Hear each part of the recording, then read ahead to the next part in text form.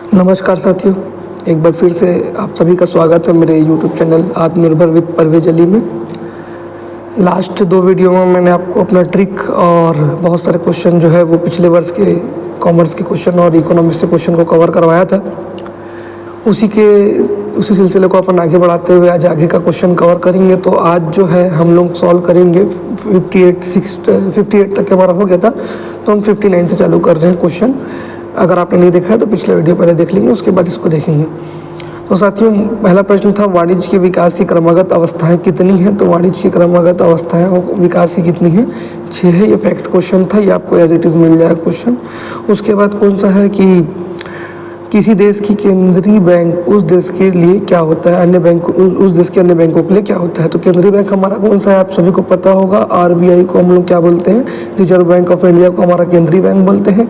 ये अन्य बैंकों के लिए क्या है, मित्र का भी काम करता है, दार्शनिक का भी काम करता है और गाइड देने का यानी कि पथ प्रदर्शक का भी काम करता है। फिलोसोफर भी है, ये मित्र भी है, फ्रेंड भी है और क्या है, गाइड देने का भी काम करता है। तो इसका आंसर भी क्या आएगा, उपयुक्त सभी। ये आपको 12वीं की बुक में मिल जाएगा, 12वीं के बैंक का वाला चैप्टर है इको की बुक में। ठीक है, इको की बुक में मिलेगा, 12वीं के इको की बुक में चैप्टर में मिल जाएगा ये आपको। ठीक है, और दूसरा मैं आपको कल भी बताया हुआ था, पहले भी बताया हुआ हूँ कि जब भी उपयुक्त सभी आता है तो प्रायः 90% क्या रहता है, उपयुक्त सभी ही आंसर होता है। उसके बाद आता है स्टाफिंग प्रक्रिया का पहला चरण क्या है। तो स्टाफिंग प्रक्रिया का पहला चरण क्या होता है, साक्षात्कार करना। इस क्वेश्चन में मेरे को थोड़ा सा कन्फ्यूज़न अभी भी है, मैं इसके बारे में और सर्च करूँगा। मानव शक्ति का नियोजन, मेरा अनुमान था पहले कि इसका आंसर होना था, क्योंकि पहले नियोजन होता है, उसके बाद फिर जो है आगे की प्रक्रिया होती है करके। बाकी प्रबंधकों के स्रोतों का निर्धारण ये नहीं हो सकता, क्योंकि प्रबंधक के स्रोत जो है वो बाद में डिसाइड होंगे। तो साक्षात्कार करना बेसिकली स्टाफिंग का पहला चरण है। बट ये मानव शक्ति नियोजन वाले में थोड़ा सा कन्फ्यूजन है। मैं इसके बारे में और 1-2 बुक रीड करने के बाद इसका हो सकेगा तो कमेंट में इसके बारे में डिटेल में और डाल दूंगा।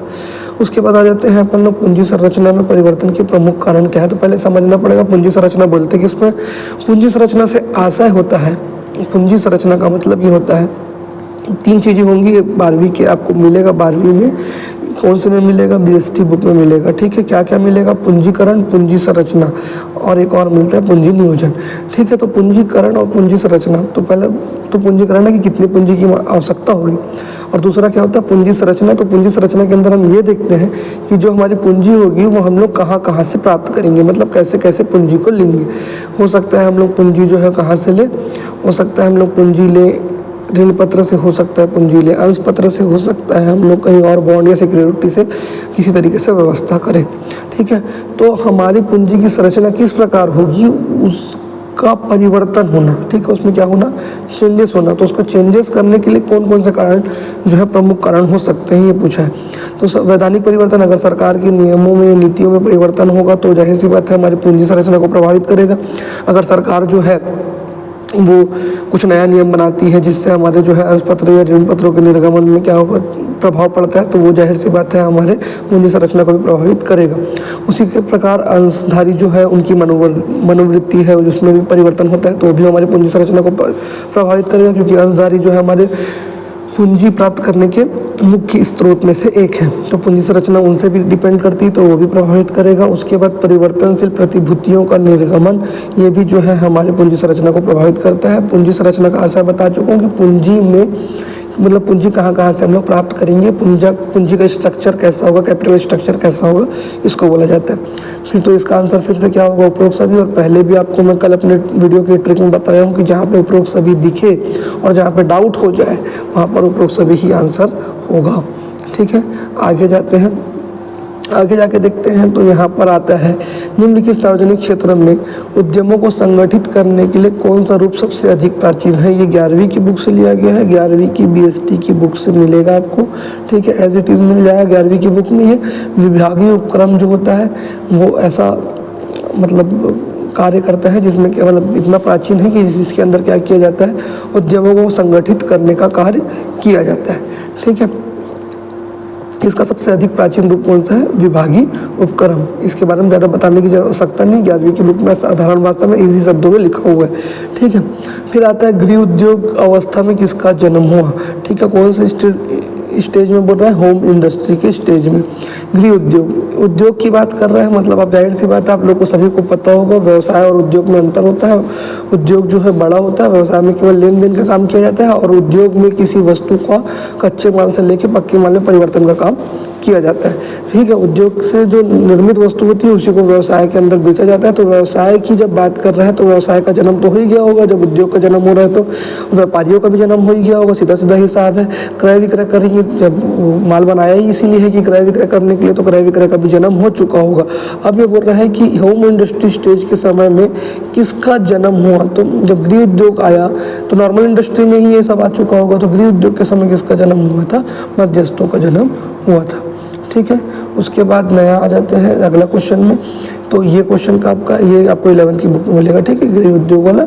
उसके बाद अपन आ जाते हैं, ये आपको 12वीं की बुक में मिलेगा सरकारी बजट। तो इसमें एक चैप्टर है 12वीं की इको बुक में बजट करके, ठीक है, 12वीं की इको की बुक में मिलेगा बजट करके चैप्टर है। बजट के चैप्टर के अंदर ये दिया हुआ है, ठीक है। सरकारी बजट की प्राथमिक घाटा किसके बराबर होता है, तो जो सरकारी बजट होता है उसका प्राथमिक घाटा किसके बराबर होता है, तो सरकारी बजट का प्राथमिक घाटा ब्याज भुगतान के अतिरिक्त उधार के बराबर होता है। ठीक है, उसके बाद आ जाते हैं अपन अगले क्वेश्चन में। 66वां नंबर का क्वेश्चन है, 66 नंबर का क्वेश्चन है। ठीक है, क्वेश्चन अगर आपको पूरा नहीं दिख रहा हो तो हिंदी इंग्लिश दोनों के लिए सेट कर दे रहा हूँ इसको। विपत्र की परिपक्वता तिथि पर यदि सार्वजनिक अवकाश होगा तो विपत्र का भुगतान की देय तिथि क्या होगी। तो आपको पता होना चाहिए ये जो है विनिमय विपत्र वाला पार्ट है, कौन सा पार्ट है, विनिमय विपत्र। ये किसमें मिलेगा, 11वीं की लेखा शास्त्र यानी कि 11वीं की अकाउंट की बुक में मिलेगा। 11वीं की 11वीं की अकाउंट बुक में आपको ये मिल जाएगा, विनिमय विपत्र करके एक पार्ट है। ठीक है, विनिमय विपत्र में स्पष्ट दिया हुआ है कि आपको क्या होता है, जब विपत्र आप लिखते हो तो 3 दिन देना पड़ता है, जिसको हम लोग ग्रेस के दिन या हिंदी में अनुग्रह दिवस भी बोलते हैं। अनुग्रह दिवस जो होता है, अनुग्रह दिवस के हिसाब से अगर आप देखेंगे तो 3 दिन जो होते हैं वो अनुग्रह दिवस के होते हैं, है ना। 3 दिन की छूट जो है आपको एक विपत्र पर दी जाती है। जैसे चेक के भुगतान पे 3 दिन का अतिरिक्त छूट रहता है डेट के बाद, 3 महीना प्लस 3 दिन ऐसा रहता है, वैसे ही इसमें भी 3 दिन की छूट जो रहती है, वो 3 दिन की छूट अगर सार्वजनिक अवकाश प्री डिसाइडेड अवकाश है, पहले से डिसाइडेड वाला अवकाश है, तो उस स्थिति में क्या होता है, 1 दिन पूर्व हो जाता है, मतलब 2 दिन की ही छूट मिलती, 3 दिन की छूट नहीं मिलती। अनुग्रह दिवस जो होता है उसमें केवल और केवल 2 दिन को ही छूट दिया जाएगा, यानी कि ग्रेस में 2 ही दिन मिलेगा, 3 दिन नहीं मिलेगा। और यदि यहीं पर इसी जगह पर अगर मान लेते हैं कि इसी जगह पर क्या हो जाए, अगर कोई सार्वजनिक अवकाश के स्थान पर सामान्य अवकाश पड़े जो कि पहले से डिसाइडेड नहीं था, अचानक से कोई अवकाश पड़ गया, तो उसके स्थिति में 1 दिन पश्चात की डेट दी जाती है।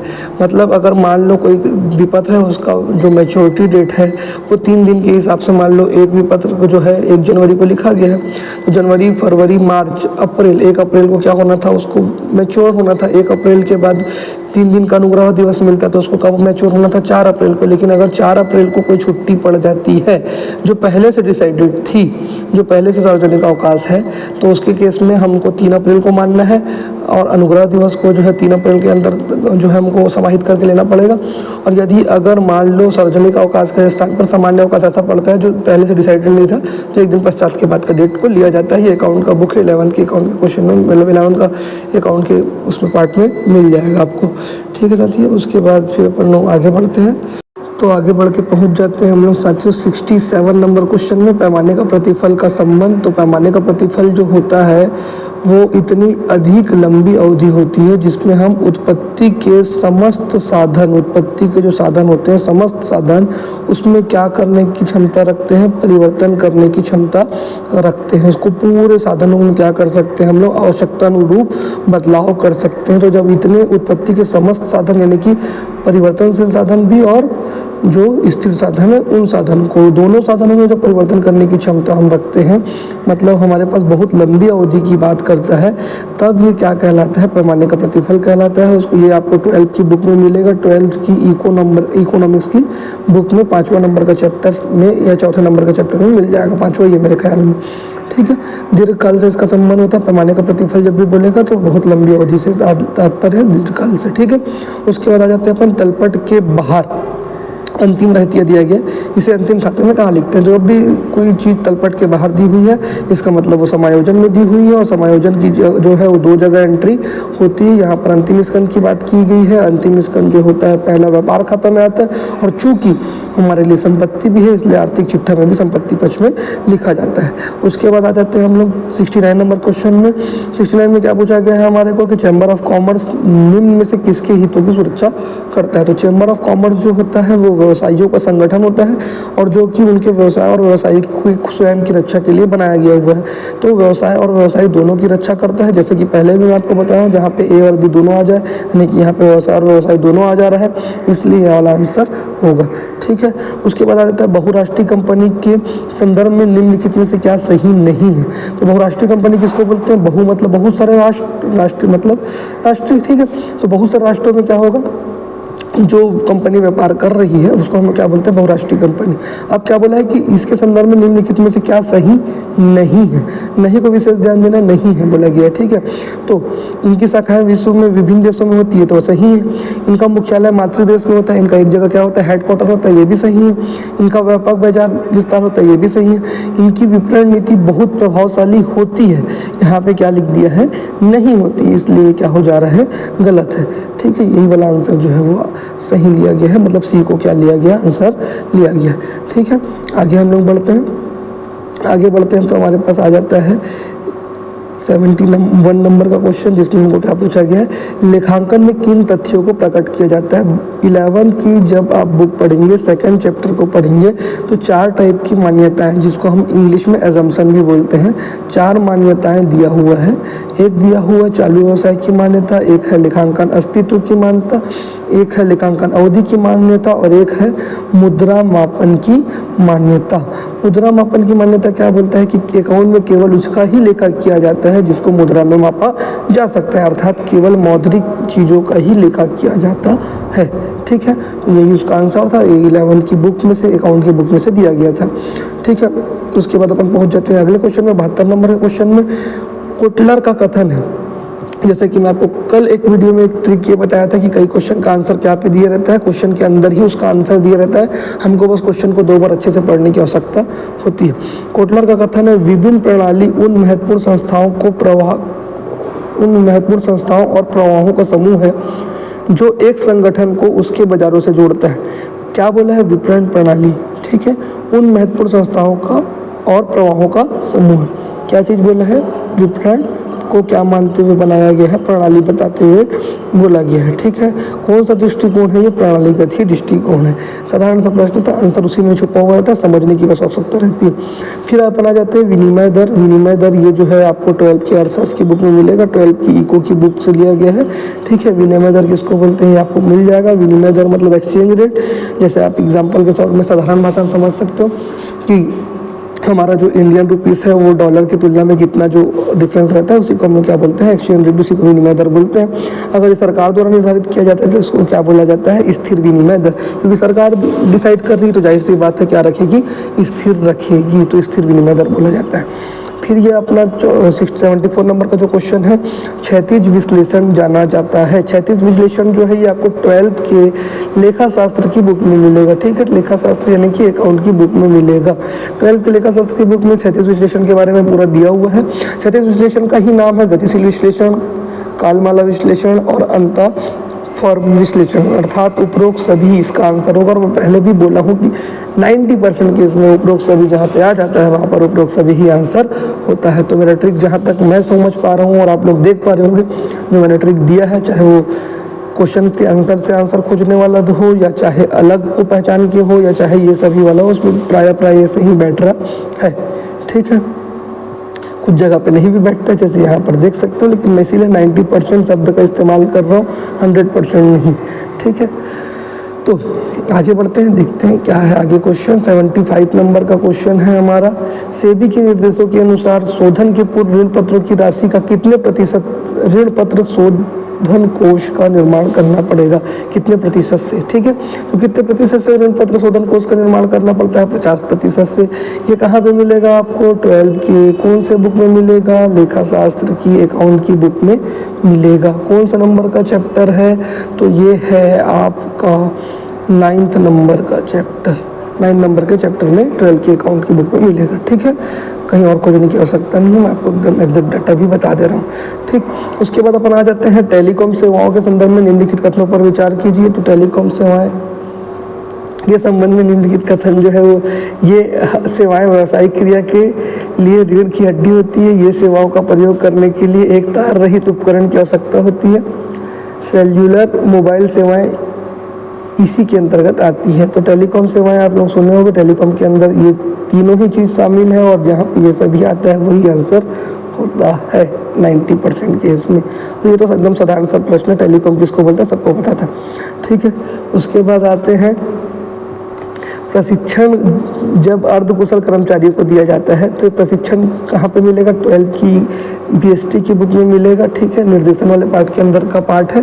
तो प्रशिक्षण जब अर्धकुशल श्रमिकों को दिया जाता है तो कहाँ उसको क्या बोला जाता है? तो विद्यालयीन प्रशिक्षण बोला जाता है। अलग अलग प्रकार के प्रशिक्षण के जो है नाम और प्रारूप और जो प्रकार है वो दिए हुए हैं नवबोध प्रबोध दोनों की बुक में, आपको 12 की बीएसटी की बुक में मिल जाएगा, व्यवसाय अध्ययन की बुक में।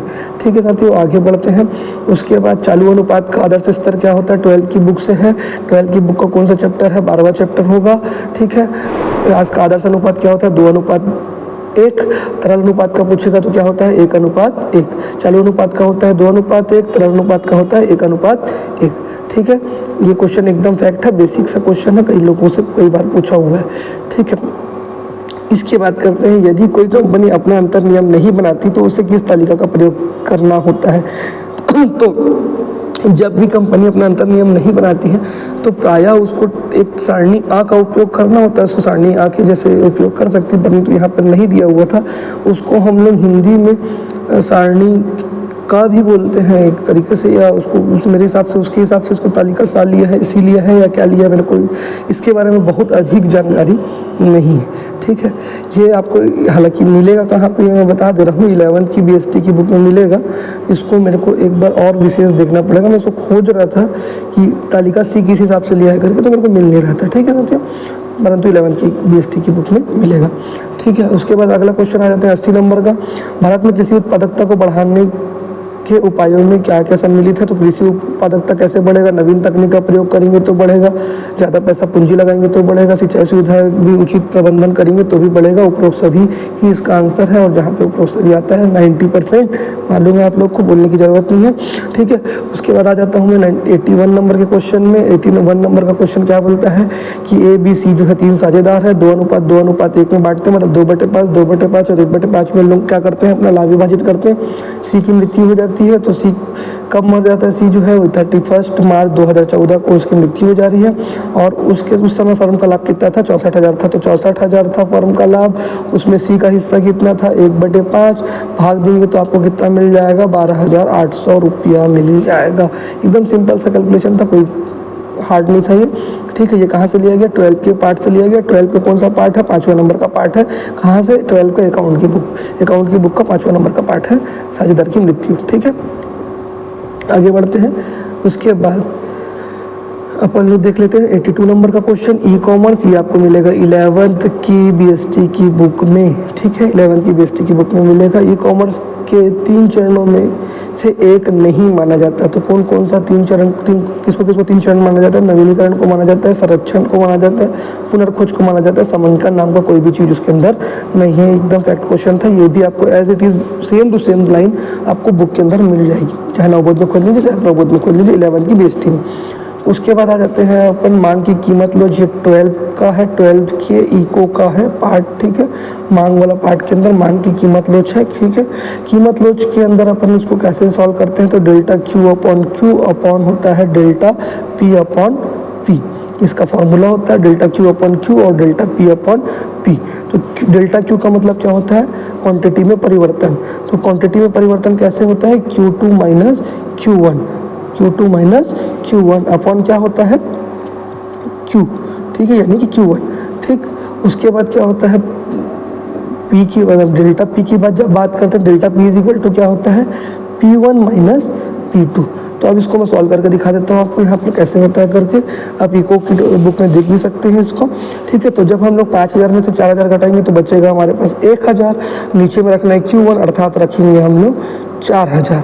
ठीक है, इसको उसके बाद हमारे पास डिवाइड में था, डिवाइड में क्या था, डेल्टा पी किसको बोलते हैं, P1 माइनस P2, अर्थात 20 में से 18 घटाओगे तो बचेगा 2 रुपये, और नीचे में क्या रखना है हमारे को 20 रुपये।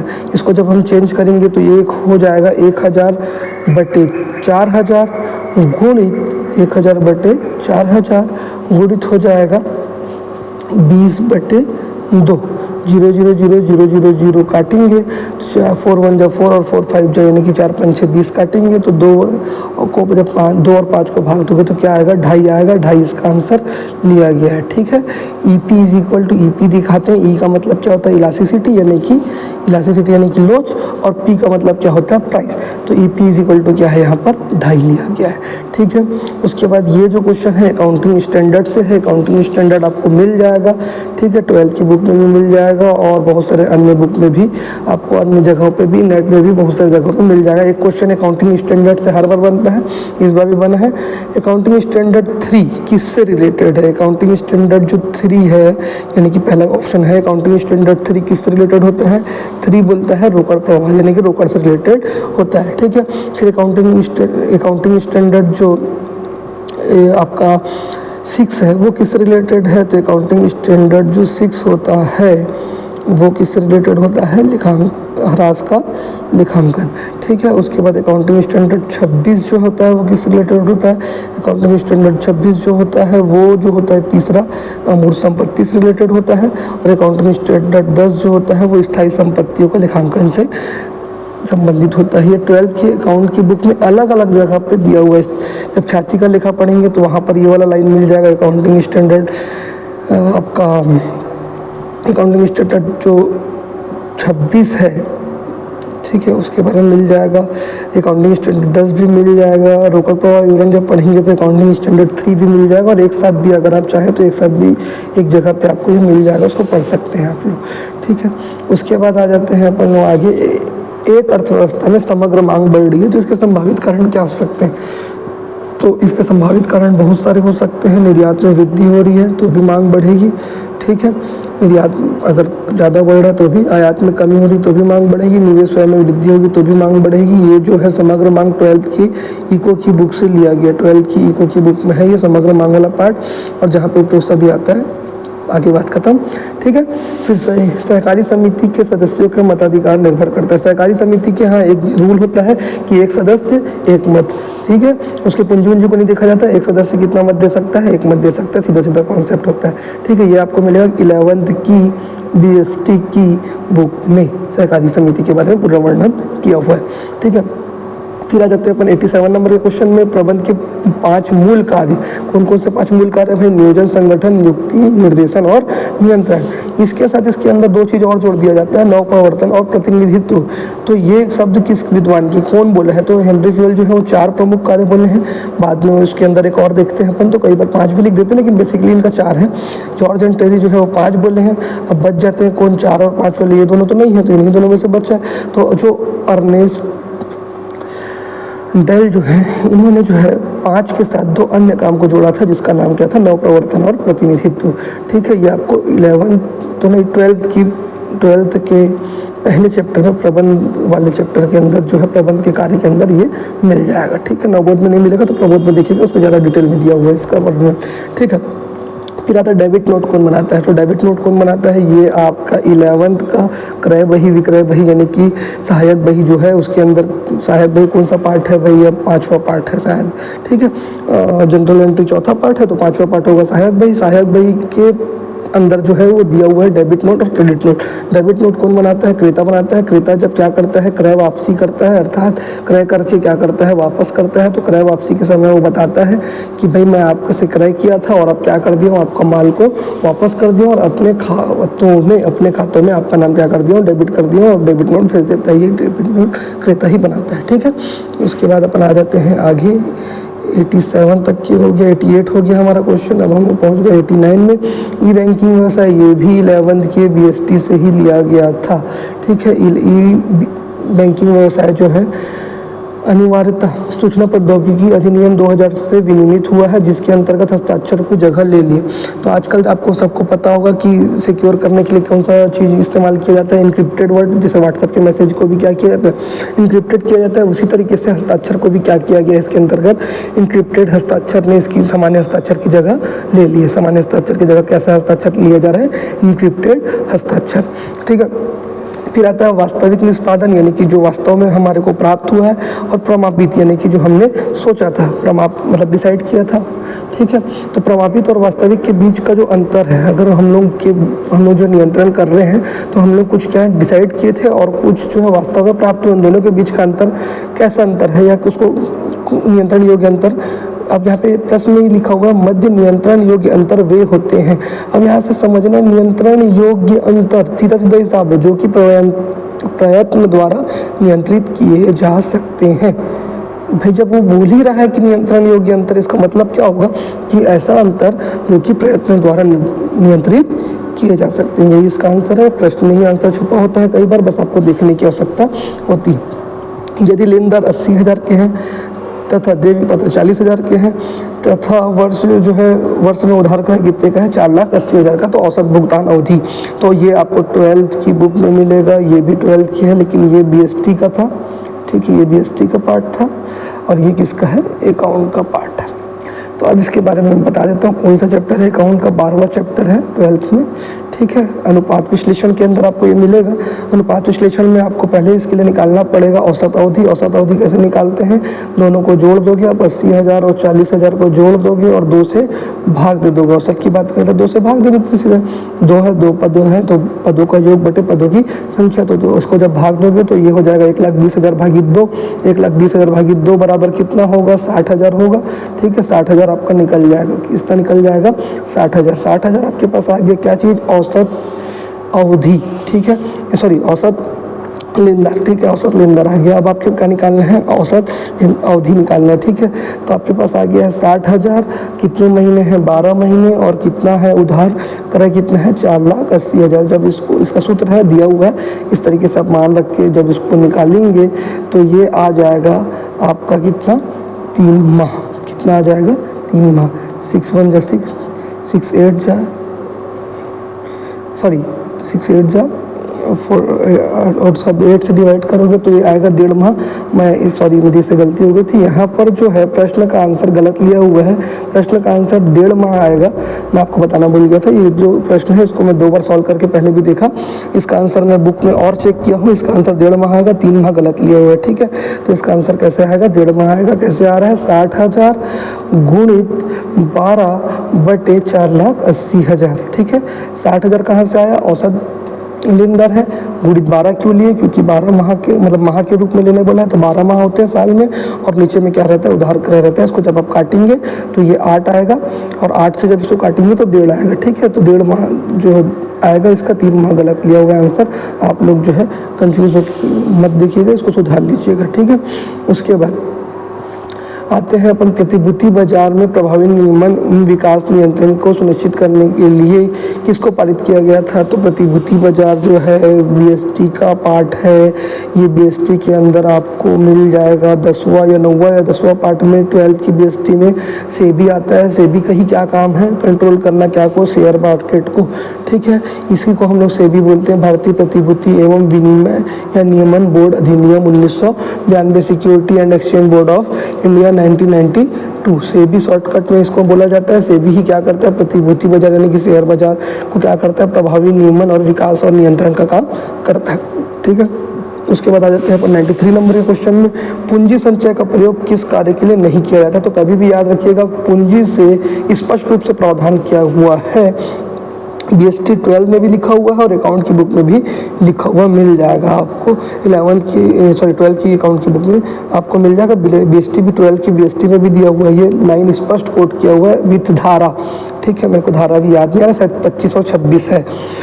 उस एक्ट के थ्रू ये बोलता है कि पूंजी संचय का प्रयोग, यानी कि पूंजी जब भी बात आती है पूंजी की, तो पूंजी से किसी भी स्थिति में कोई भी मतलब कोई भी कंडीशन क्यों ना हो जाए, पूंजी से हम लोग क्या करेंगे, लाभांश का वितरण नहीं करेंगे। लाभांश का वितरण करने से क्या होता है, पूंजी कम हो जाती है और पूंजी संरचना जो है वो प्रभावित होती है। अल्प पूंजीकरण और अति पूंजीकरण वाला जो पार्ट है आपका BST वाला, उसके अंदर इसका पूरा वर्णन आपको मिल जाएगा।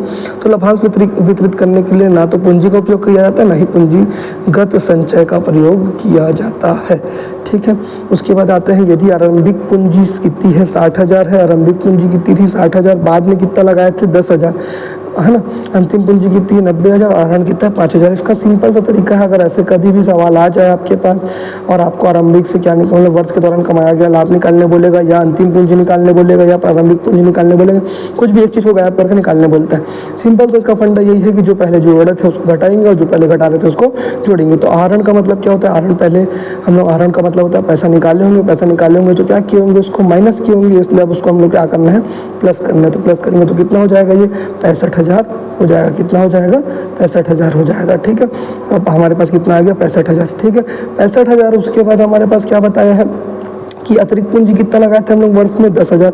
तो अतिरिक्त पूंजी लगाए होंगे तो पैसा क्या हुआ होगा, जुड़ा होगा। लेकिन अब हम लोग को क्या करना पड़ेगा, जो जोड़ा था उसको क्या करना है, माइनस करना है। तो माइनस करेंगे तो कितना आ जाएगा, 55,000। कितना आ गया, 55,000। अब हमारे को बता रहा है कि हमारे पास होना चाहिए 55,000। कितना होना चाहिए, 55,000, लेकिन हमारे पास है कितना अंत में, अंतिम पूंजी कितना दिख रहा है, 90,000। तो इन दोनों का अंतर कितने का है, 25,000 का। दोनों का अंतर कितने का है, 25,000। मतलब हम लोग 25,000 रुपये क्या कमाए होंगे, लाभ कमाए होंगे। अंतिम पूंजी हमारी 90,000 की है, जबकि हमारे पास लगाई हुई पूंजी और निकाली हुई पूंजी मिला के कितना बच रहा है, 55,000। तो हमारा लाभ कितने का हुआ, 25,000 का। सिंपल सा फंडा है, इसको जो जोड़ा था उसको घटाना है, जो घट रहा था उसको जोड़ना है। पहले जो घट रहा था उसको जोड़ना है, जो बाद में, मतलब कुल मिला के उल्टा करना है और कुछ नहीं। ठीक है, 25,000 इसका आंसर होगा। उसके बाद आ जाते हैं 95 नंबर के क्वेश्चन में, यदि विक्रय 80,000 है और बेचे गए माल की लागत कितनी है, 5 लाख है, तो सकल लाभ अनुपात क्या होगा। तो इसका सीधा सीधा हिसाब है कि बेचे गए माल की लागत कितने है, 5 लाख, मतलब 5 लाख का माल बेचे हैं और बेचे कितने में, 8 लाख में, मतलब फायदा कितने का, सकल लाभ कितने का है हमारे को, 3 लाख का सकल लाभ हुआ है। 3 लाख का सकल लाभ हुआ है। कितने के रुपए के विक्रय से लाभ हुआ है, सकल लाभ 8 लाख के विक्रय से हुआ है। गुणित कर दो प्रतिशत निकालने के लिए 100। जब इसको काटोगे तो कितना आ जाएगा, 3 लाख भागित 8 लाख गुणित 100 करोगे तो आपका आ जाएगा 37.5। एकदम सिंपल सा क्वेश्चन था ये भी। ठीक है, अगर आपको आता है तो ये कोई दिक्कत।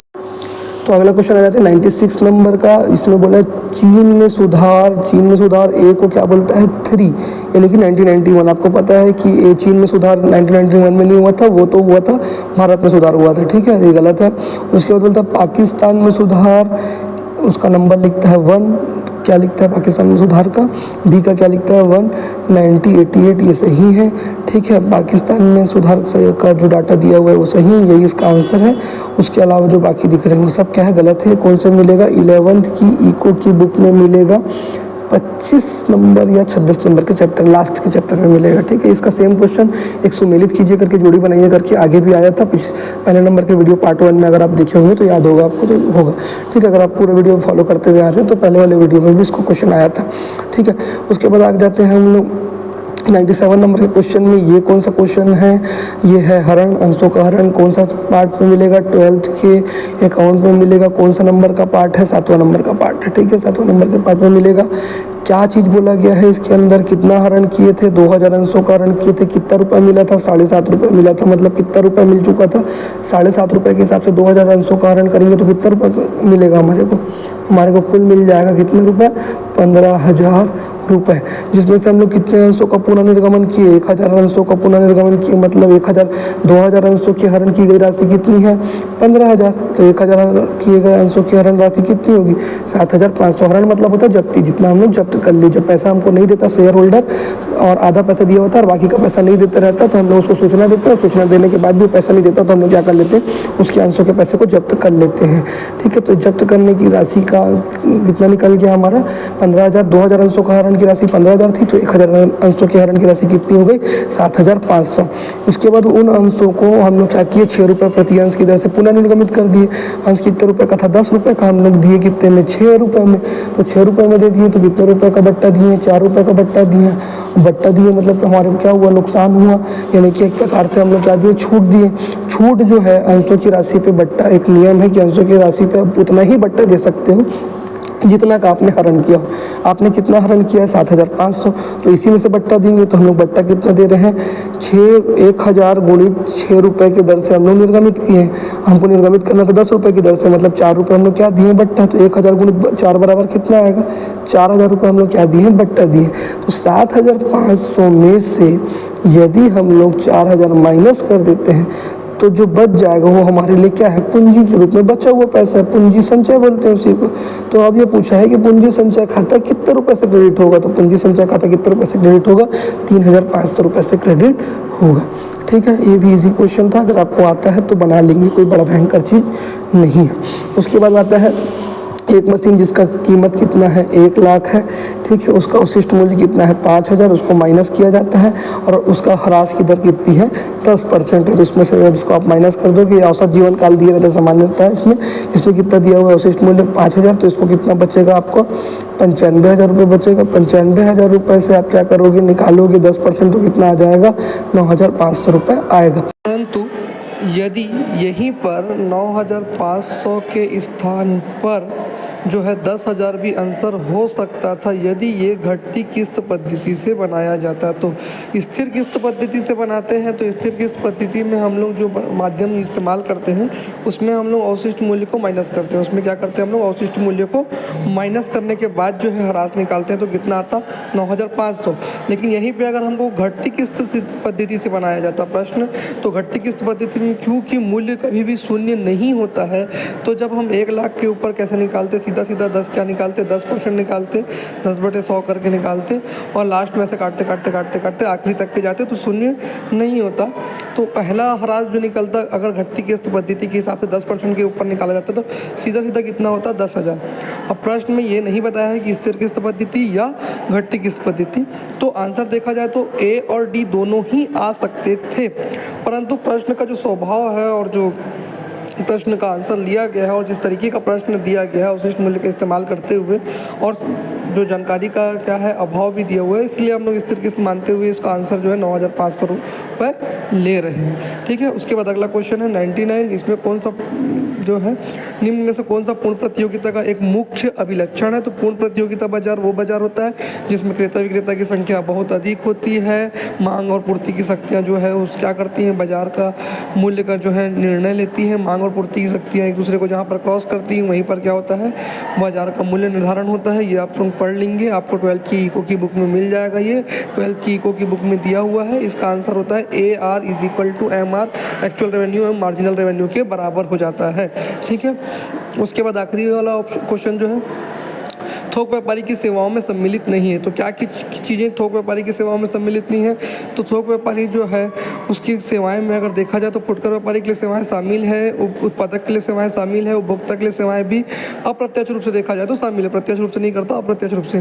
तो यहाँ पर क्या क्या शामिल है होना था, तो आंसर आता उपरोक्त सभी, क्योंकि इसमें नहीं है बोला है तो इसका आंसर जो मेरे हिसाब से गलत लिया गया है। इसका आंसर होना था उपभोक्ता के लिए सेवाएं, क्योंकि वो प्रत्यक्ष रूप से नहीं करता है, बाकी लोग से तो प्रत्यक्ष रूप से जुड़ा हुआ रहता है। दोनों के बीच की कड़ी है, उत्पादक से वो क्या करता है माल लेता है और फुटकर व्यापारी को वो बेचता है। तो दोनों के बीच की मध्य की कड़ी, तो दोनों के लिए सेवाएं तो करता ही करता है। अगर सेवाएं डायरेक्ट रूप से नहीं देता तो किसको नहीं देता है, उपभोक्ता को सेवाएं नहीं देता है। लेकिन क्योंकि इसमें उपरोक्त सभी लिया तो मेरे हिसाब से ये नहीं वर्ड नहीं आना था, इसके हिसाब से ही इसका आंसर होता। यहाँ पर मेरे हिसाब से हमने आंसर गलत लिया है।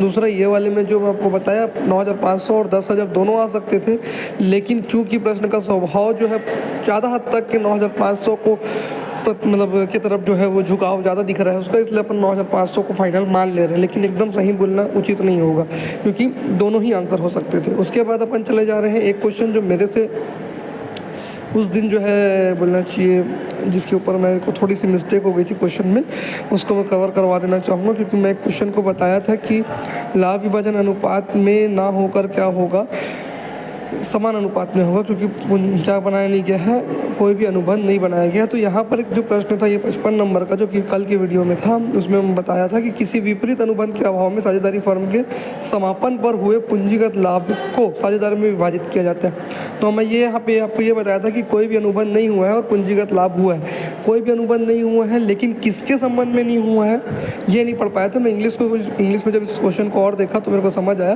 कि in the absence of any contract of the country capital profit, ठीक है। जब जो कैपिटल प्रॉफिट होता है उससे रिलेटेड कोई भी क्या नहीं बनाया गया है, अनुबंध नहीं बनाया गया है, तो कौन से अनुपात में लाभ हानि को बांटा जाएगा, उसके जो पूंजीगत लाभ है उसको कैसे बांटा जाएगा। तो यहाँ पर साझेदारी के जो अनुबंध होता है वो अनुबंध की बात नहीं कर रहा है। यहाँ पर कौन से अनुबंध की बात कर रहा है, केवल और केवल पूंजीगत लाभ को बांटने के लिए कोई अनुबंध नहीं है वो बोल रहा है। मतलब पहले कोई ना कोई ऐसा सामान्य अनुबंध होगा जिसमें लोग लाभ हानि अनुपात बांटते होंगे, तो वही लाभ हानि विभाजन के अनुपात में इस लाभ को बांटेंगे। ये 48 सेक्शन के अंदर दिया हुआ है आर्टिकल, ये पार्ट 6 का है, अकाउंट के 12 के पार्ट का मिलेगा, अकाउंट के 12 के बुक में 6 चैप्टर में ये मिल जाएगा आपको।